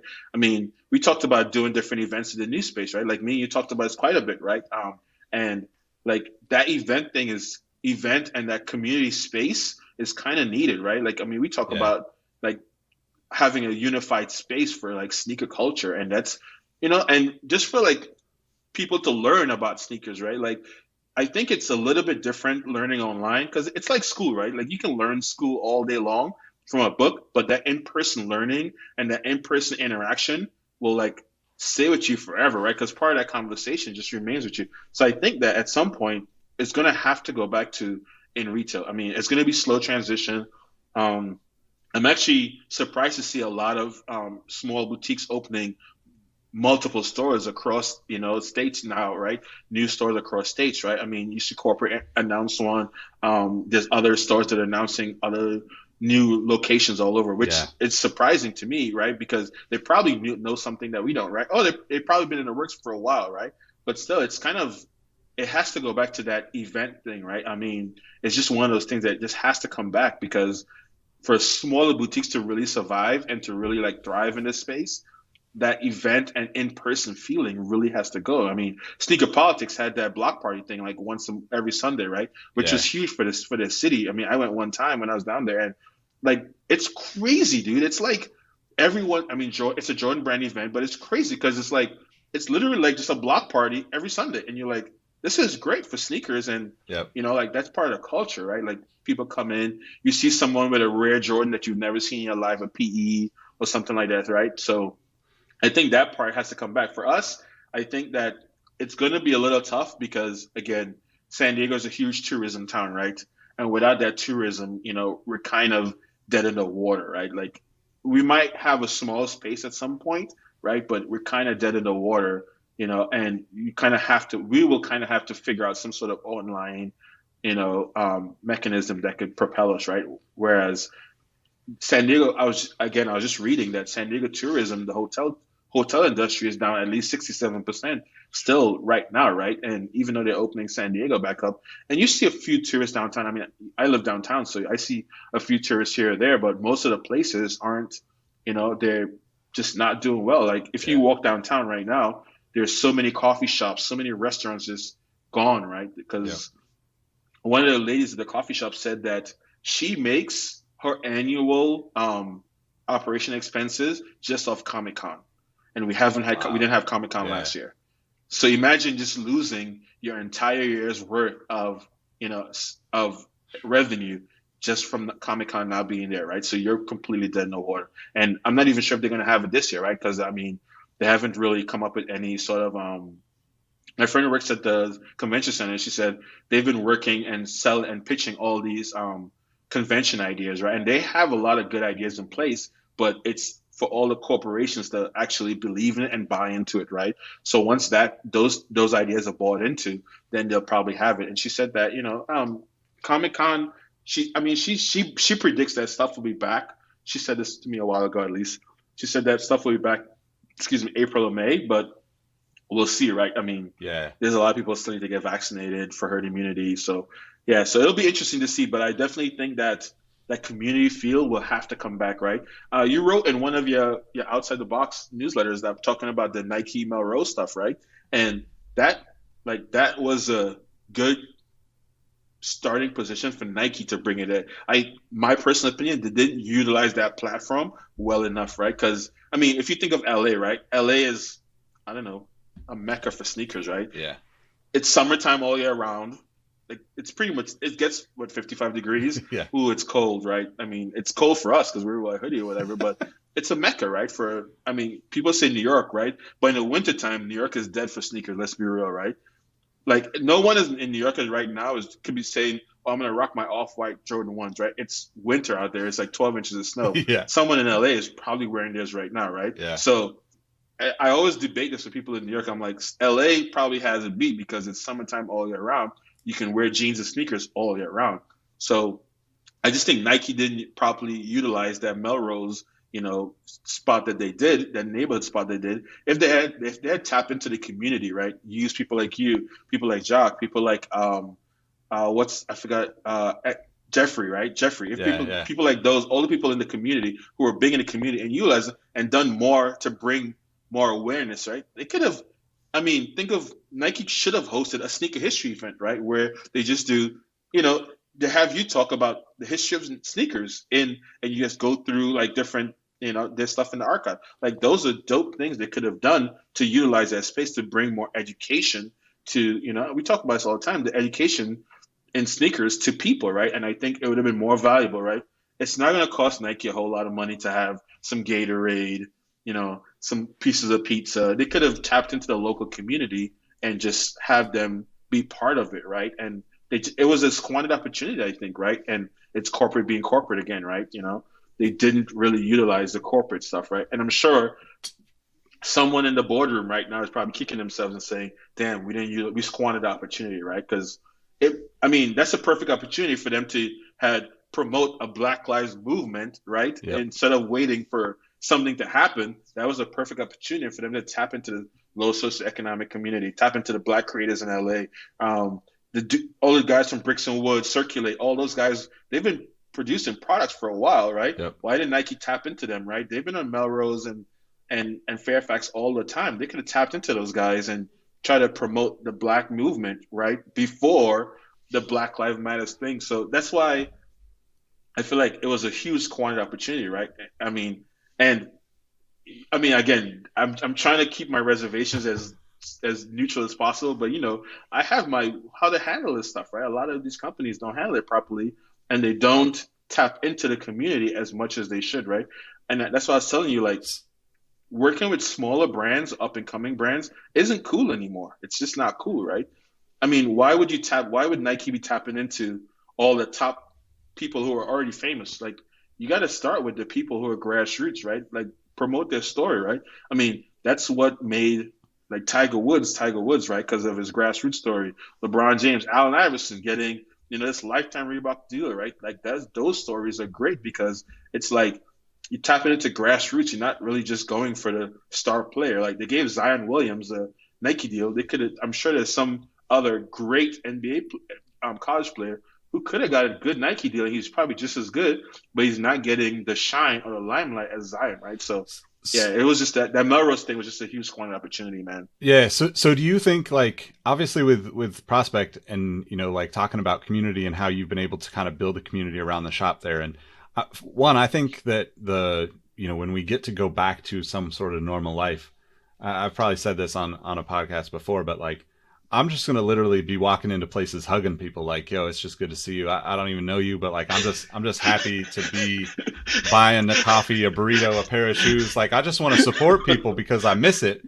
So I think like genuinely other people are going to feel that same way, right? We all been kind of cooped up. Yeah. Yeah. Even if we haven't, even if you've Yeah. had to work through this, even if you've had to travel within all of this pandemic, you're still missing a lot of the human connection. Do you think that, I agree with you, obviously living right there close to the Melrose store for a few years. I mean, it was only there for, I think, less than a year, but I think it was cool that they did something. I think, yeah, they absolutely missed the mark with like what they could have done.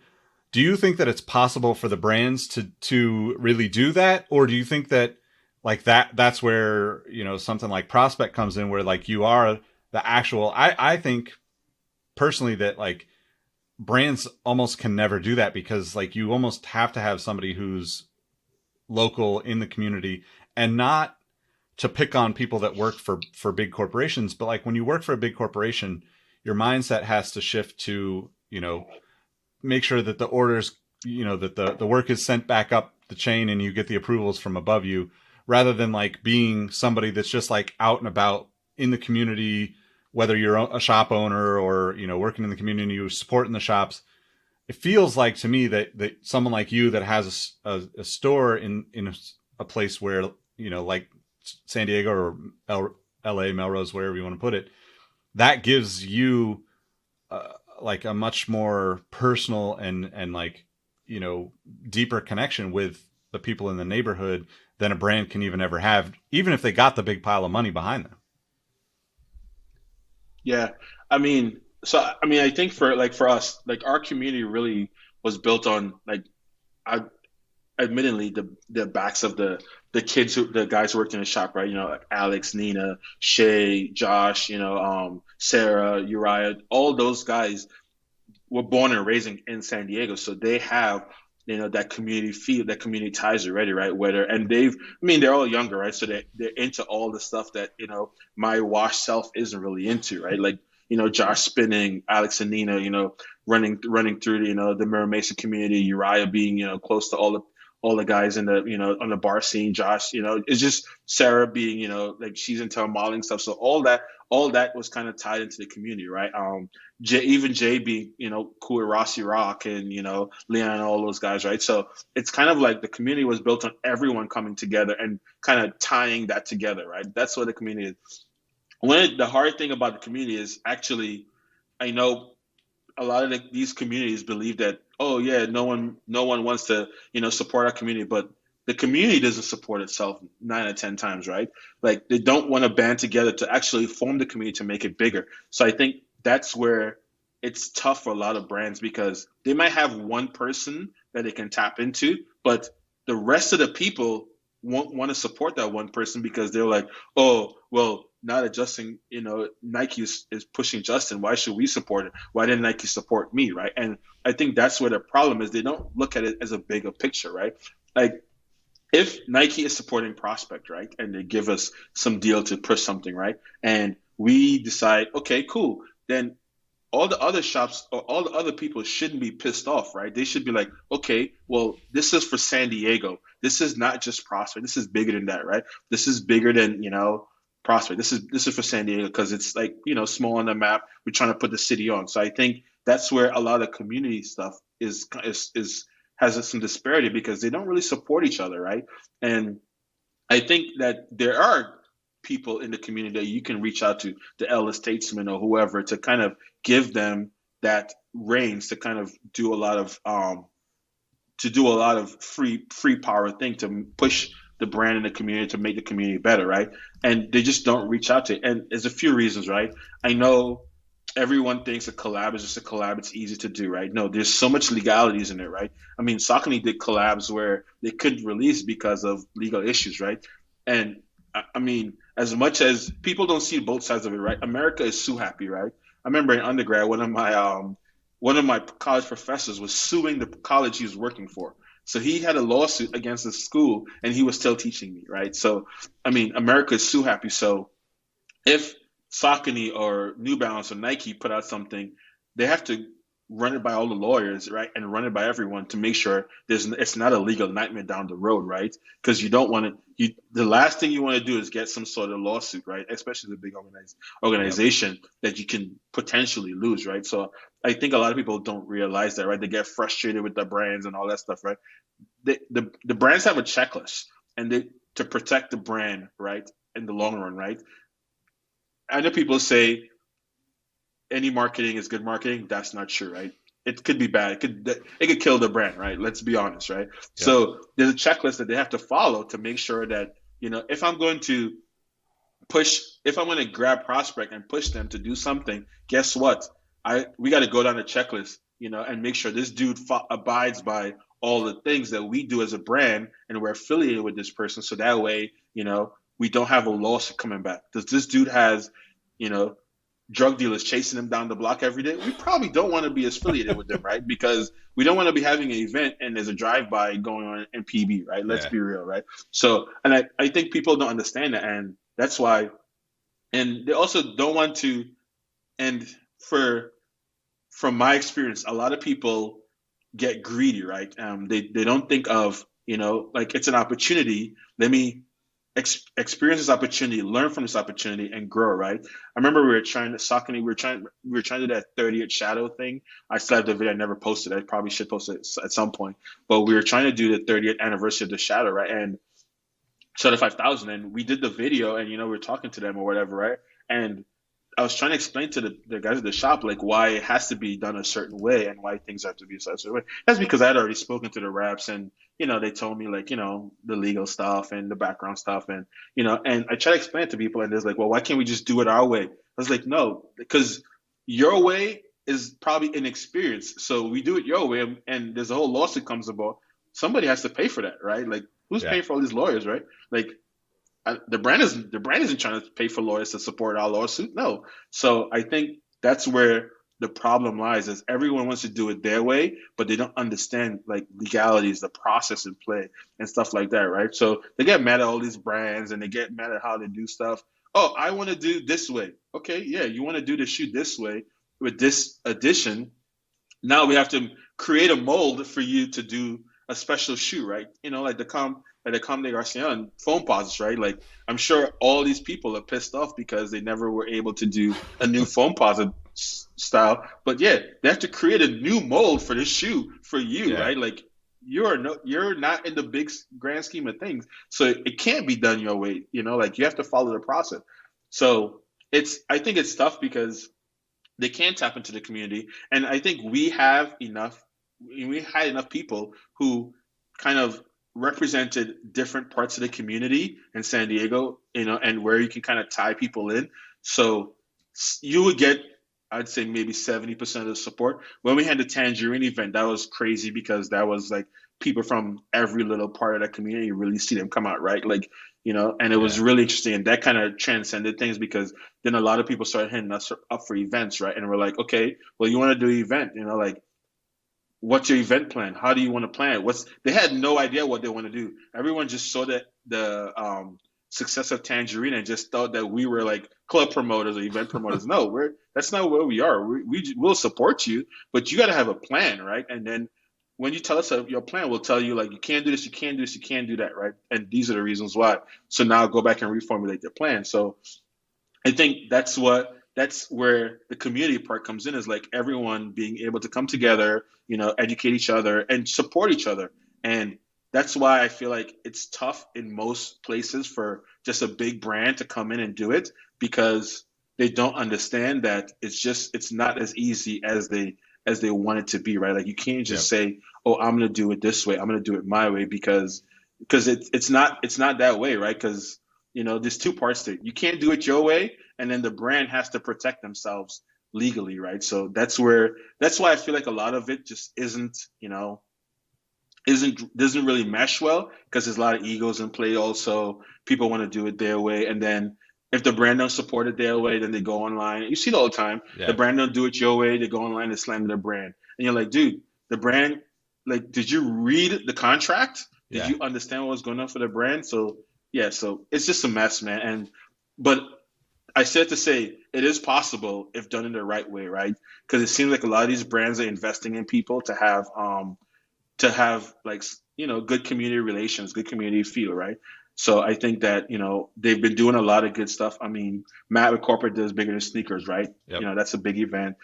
I'm sure he probably gets a lot of support for that. So stuff like that where they give back to the community, right? Those are important things, right? Um, Ronnie just did the Knicks thing. I mean, I know it's Knicks and whatever. Everyone hates the Knicks. Knicks tape all year, baby. But I just think that it's giving back to the community is like a big thing, right? Like if you're a Knicks fan, like I remember going to the Garden and you buying tickets for like $26, right? I mean, I lived in New York and I remember we went to the Knicks game. It was like $36 for a ticket. You got pretty decent seats. Knicks was trash, right? Now it's everyone is a Knicks fan. Like you can't buy a ticket. This is even before the Nets were in Brooklyn, right? They were still in Jersey. Yep. And this, so it's just different, right? So that community feel is still kind of there, right? Ryan did the M3 thing. That was huge. The BMW thing, because it brought a lot of the. I mean, we talked about this before, like doing something with Honda for Yeah. Acura, right? For something big for related because that car community is a big thing, right? Like everyone who's a BMW fan was hyped about it. They don't even know who Kith is. They never bought something from Kith. They didn't even know. They don't even know who the owner is, but they know it's BMW, and BMW pushed it. So that was a big thing for the BMW community, M3 community. So that's where Can you imagine imagine you doing something like that for like Acura, right, or Honda, right? That's Yep. like major, right?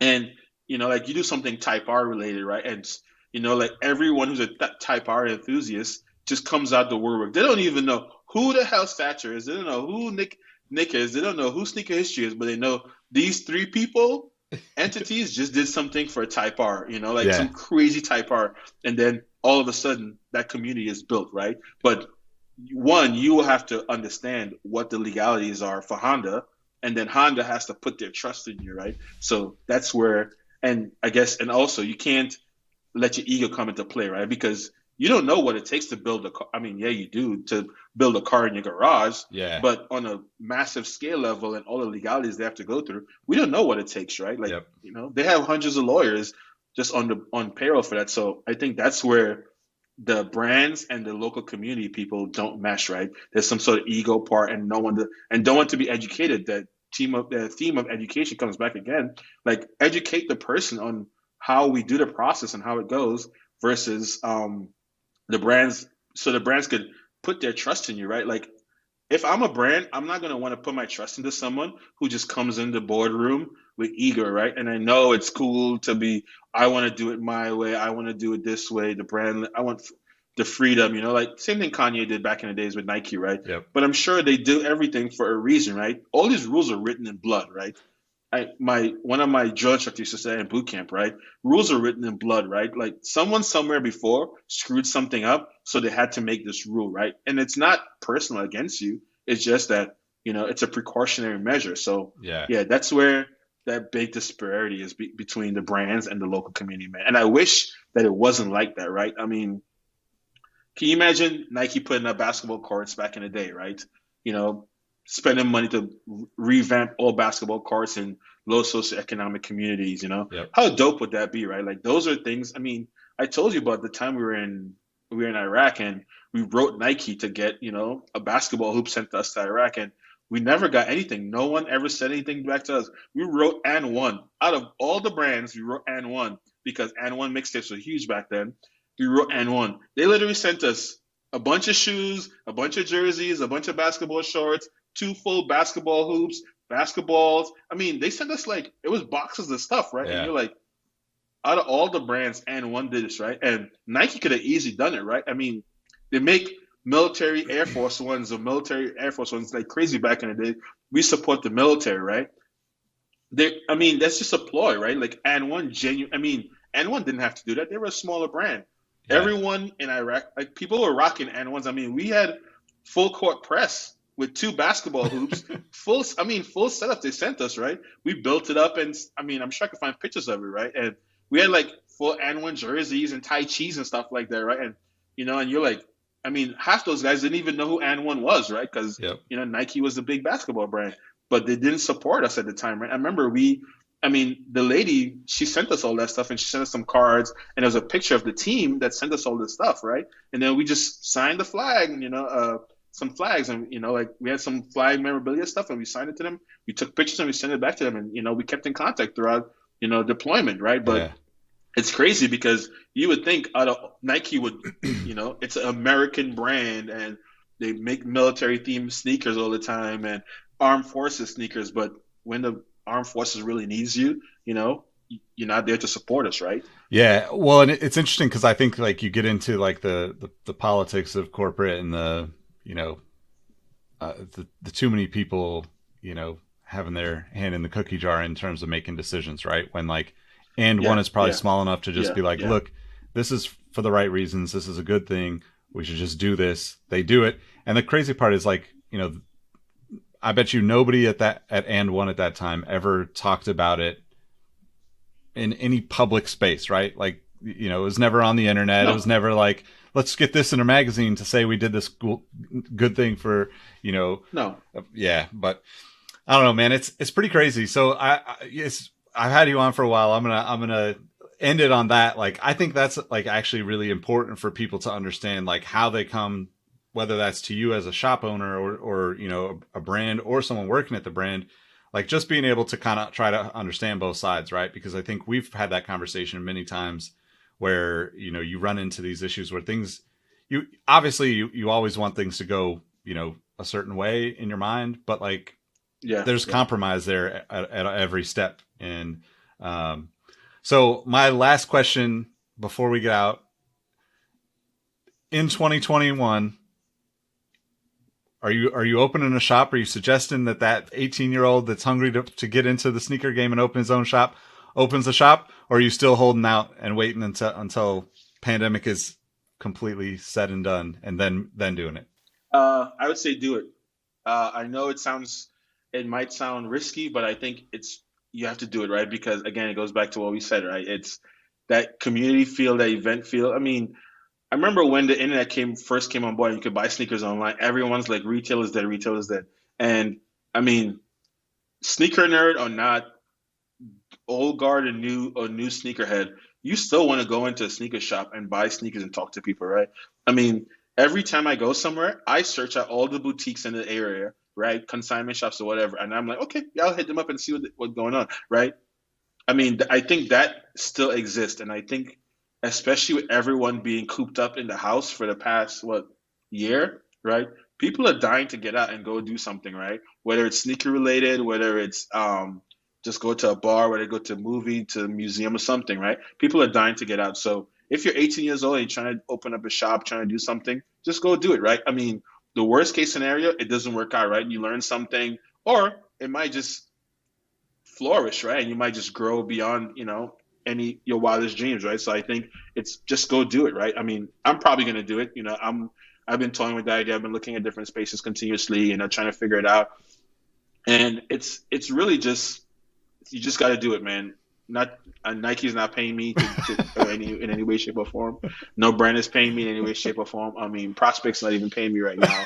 So I think that you really just have to do it, right? And it's because what happens is if you don't. I mean, we talked about this, right? You said it in the newsletter. Is like all these smaller retailers are just getting swallowed up, gobbled up by these big conglomerates, right?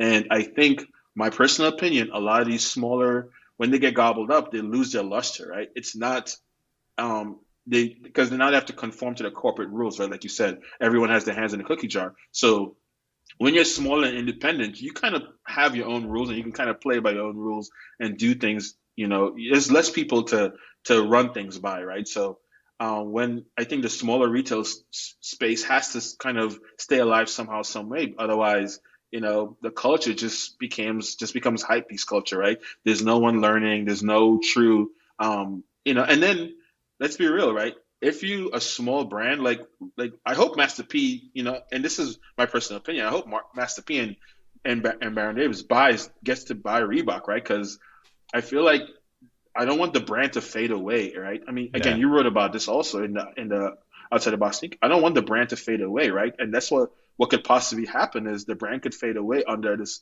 massive conglomerate, right? I mean, yeah, they'll still have all the hype collabs and everything, but it's not the same when you're, like I remember, I forgot the shop. There's a shop in Ohio. They did some crazy sneaker release, right? Because the people were saying they were backdooring all these sneakers. So what they did is they took their backdoor and they created a window and they were selling the sneakers out the back door it's just a joke, right? As a Yep. meme That's because awesome. people were saying they were backdooring all the sneakers, right? I forgot the name of sneakers. They're in Ohio, they're in Columbus. But yeah, they so that's the kind of fun things that like small boutiques can do, Yeah, right? you can Like only do because you that can as a small create your boutique. own way, right? Yep. Yeah, right. But when you have like a big corporate parent, right? Like you're answering to someone now, right? It's almost like you're answering to the man, right? So you have to run these things by them. There's somebody, I know they say, oh, we're still independent. You're really not, right? Like you have to answer to someone because you're entity under that big conglomerate, right? So if you get sued, guess who's getting sued also, right? Yeah. Like it's gonna roll back to them, right? So yeah, so I would say that 18-year-old, just go do it, man. Even if you do a 500 square foot space, a 400 square foot space, you buy a printer and you put it in your parents' basement or your parents' living room, and you just print it out your room or whatever the case may be. Just go do it and, just explore, right? Because that's literally what it is, right? It's just exploring, trying to figure out, what works, what don't work, and you might get that hit where LeBron is coming down the tunnel in, some one of your product, and Yep. all of a sudden you wake up the next morning and you have 1,000 orders, and you're like, I have a one t-shirt press, and I have to go to school today, so I don't know if I'm gonna print all these today. So yeah, it's worth a shot, right? That's the worst case. It's worth a shot. So I'd say go do it. I'm gonna do it. You and I talked about it a lot. Something has to happen, right? So we'll do it. So we'll be fine. Yep. Yep. All right, man. Well, it's been awesome to chat with you. I guess let everybody know where they can find Sorry the Prospect. streets can't see the bear head, man. I'm sorry the streets can't see the bear Hey, head. I might still use that for the next time thumbnail. they'll get to see. Okay, I appreciate that. Yeah, yeah, it was good chopping up, man. Always great talking to you. Good time. Once in a while we catch up. It's not the same as texting, but Yeah. we'll definitely be catching up. I'm sure sooner or later. Yeah, I need to take a trip up there at some point. Yeah. So we'll see. So Definitely, all right. man. All right, man. Well, thanks again, and thanks everybody for tuning in, listening, and we'll catch you on the next one. Peace. All right. Peace.